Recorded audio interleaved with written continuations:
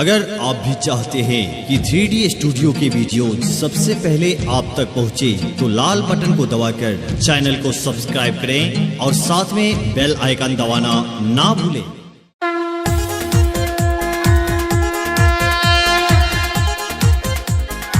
Three D Mixing Lab Production.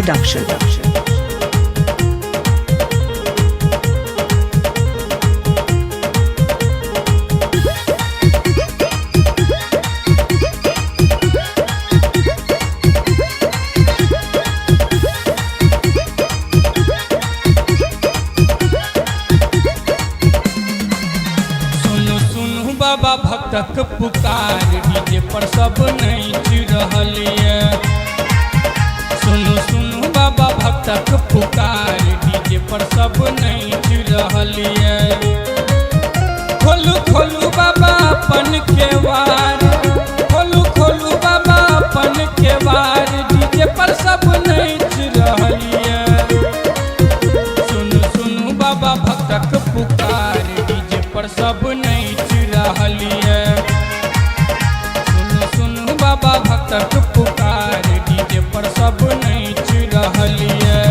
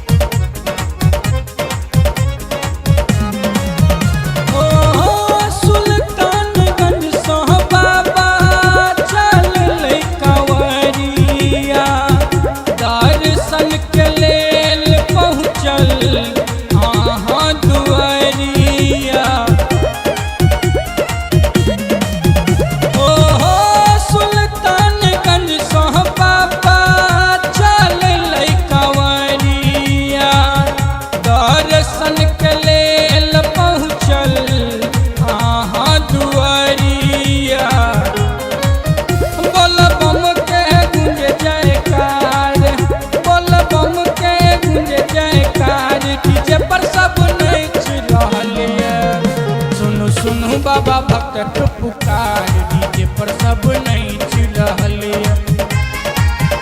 सुनु सुनु बाबा भक्तक पुकार डीजे पर सब नाच रहलिए।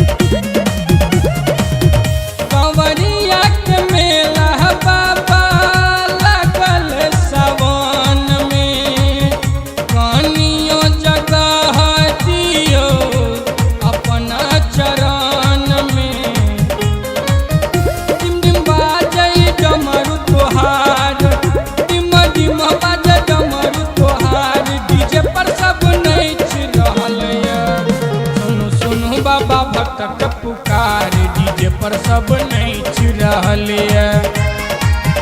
सुनु सुनु बाबा भक्तक पुकार डीजे पर सब नाच रहलिए।